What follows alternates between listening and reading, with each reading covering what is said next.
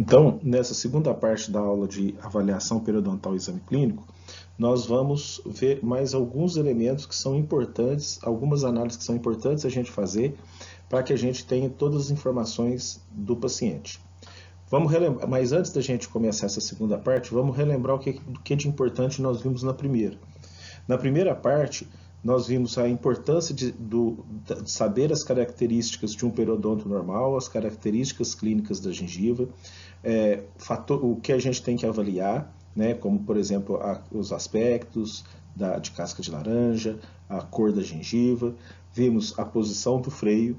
Depois, nós estudamos as sondas periodontais, os dois principais modelos de sonda periodontal, vimos as diferenças entre elas, vimos depois, no ponto mais importante da aula, o que é profundidade de sondagem, o conceito de profundidade de sondagem, vimos como a gente faz a medida na boca do paciente, como deve ser a posição da sonda, vimos como que eu meço uma recessão, como que eu meço um crescimento gengival e o que é o nível clínico de inserção. Agora nós vamos continuar com mais 3 elementos, né, 3 dados, 3 pistas que nós vamos captar ao longo do exame para que a gente possa chegar ao diagnóstico definitivo do paciente. A primeira coisa desses 3 itens que nós vamos mostrar nessa aula é a avaliação dos defeitos de furca. Então, a primeira coisa que nós temos que lembrar é o que é a furca. Então, a furca é um espaço que existe, é uma região que existe nos dentes multirradiculares que corresponde ao momento onde há a divisão das raízes. Então, eu tenho a região cervical do dente, depois eu tenho essa região chamada de tronco radicular ou bulbo radicular, e depois eu tenho a região da furca. Tenho a entrada e tenho o fórnix, que é esse ponto alto da furca. Aqui, ó, nessa foto, mostrando ó, o tronco radicular e as raízes.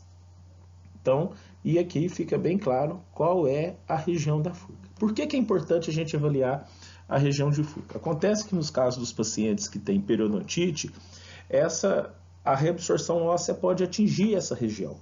E quando a reabsorção atinge essa região, o prognóstico do dente, na maior parte dos casos, ele vai ser pior. Porque eu não posso deixar, eu vou ter que, vou ter que lançar mão de formas de tratamentos que tem partes não cirúrgicas, mas na maior parte das vezes são técnicas cirúrgicas para tratamento dessa doença. E o prognóstico das técnicas cirúrgicas vai depender muito do tipo de defeito que eu tenho na furca. Então, o que é o defeito na furca? É a reabsorção óssea que acontece nessa região. Vamos lembrar um conceito importante, que é a quantidade de furcas. Vamos lembrar que no molar inferior eu tenho uma furca, que é a separação entre a raiz mesial e a raiz distal.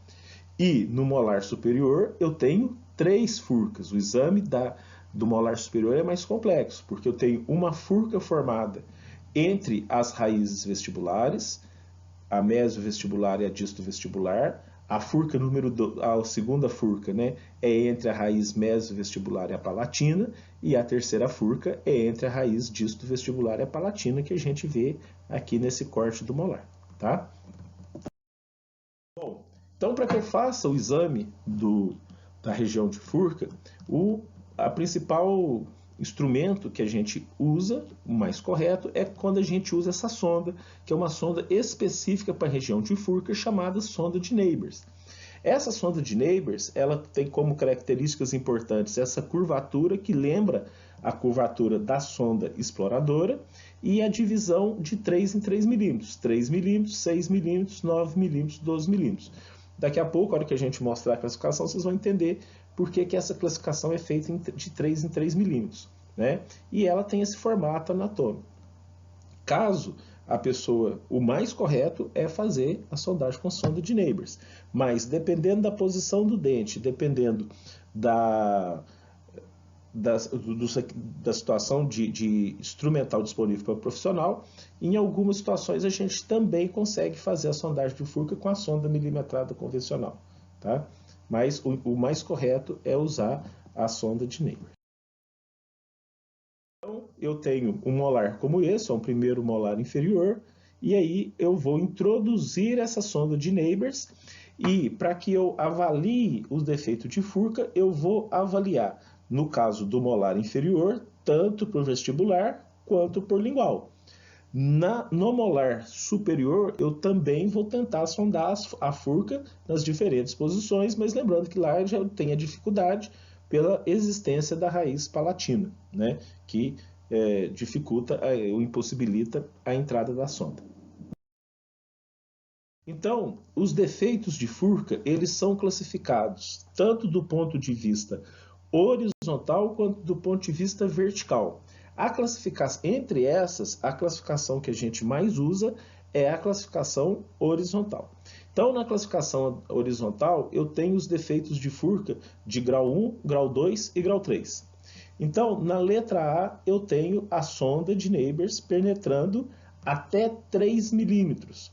Então, quando a sonda de Neighbors penetra no sentido horizontal, vestíbulo lingual, lingual vestibular, quando ela penetra até 3 milímetros, quando a soma dessas duas medidas é menor do que 3 milímetros, eu tenho um defeito de furca grau 1. Esse defeito de furca, depois na aula de tratamento dos defeitos de furca, a gente vai ver que é um defeito que tem melhor prognóstico. Quando essa sonda penetra de 3 a 6 milímetros, eu tenho um defeito de furca grau 2. Então, é a soma da penetração na vestibular com a soma da penetração de vestibular para lingual, de lingual para vestibular, no caso de um molar inferior. Nesse caso, eu tenho um defeito de furca grau 2. Esse defeito de furca grau 2, em termos de tratamento, como a gente vai ver, ele já vai ser necessário a realização de procedimentos menos conservadores. Eu vou ter que, às vezes, trabalhar com enxertos, trabalhar com divisão radicular, ressecção de raiz. E no defeito de furca grau 3 é quando essa distância já é maior do que 6 milímetros. Então, tem situações que a sonda entra de um lado e sai de outro. Mas lembre-se que eu estou falando de um defeito no sentido horizontal. Ou seja, eu posso ter um componente horizontal de um defeito de furca grau 3 e ainda ter, no sentido vertical, uma boa quantidade de osso em volta do dente. Quanto maior for o comprometimento horizontal e quanto maior for o comprimento vertical, pior o prognóstico. Essa classificação horizontal, dos defeitos horizontais, que a gente, em grau 1, 2 e 3, a gente segue a classificação de Hempel. Existe a classificação de Tarnow, que é a classificação para os defeitos verticais. Então, eu falaria, aí ela já usa A, B e C. Então, eu diria um defeito de furca grau 1A, quando eu tenho até 1/3 do comprimento da raiz comprometido. Letra B, quando eu tenho 2/3. E grau C, quando eu tenho mais do que 2/3. Mas essa classificação dos defeitos no sentido vertical, essa classificação de Tarnow, ela não é muito utilizada.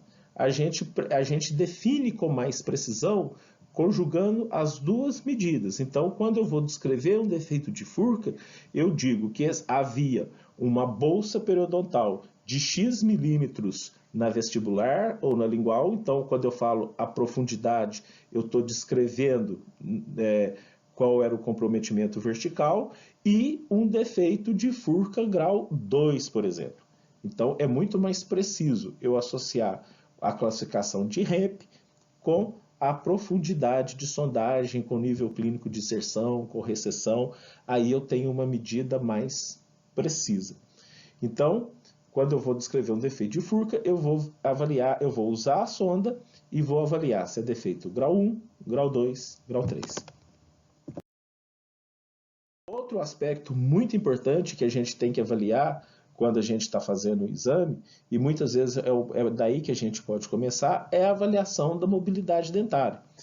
Eu preciso saber se os dentes têm mobilidade. Por quê? Porque lembrando que essa mobilidade ela pode ser causada ou por um trauma oclusal ou pela reabsorção óssea em volta do dente ou associação das duas coisas. Quando eu tenho uma grande mobilidade e ela é causada pela reabsorção óssea, então eu tenho uma medida é mais uma medida que eu vou considerar em relação ao comprometimento desse dente. Qual é a forma correta de se fazer a avaliação da mobilidade? Muita gente erra. Na maior parte das vezes, os clínicos tendem a avaliar a mobilidade usando o polegar e o dedo indicador da mesma mão. Isso não é correto. O correto é que você use o cabo do espelho de um lado e a ponta do seu dedo do outro, tá? Porque por causa da polpa dos dedos, essa mobilidade ela pode ser um pouquinho diminuída, a sensação de mobilidade pode ficar diminuída quando a gente usa a polpa dos dedos.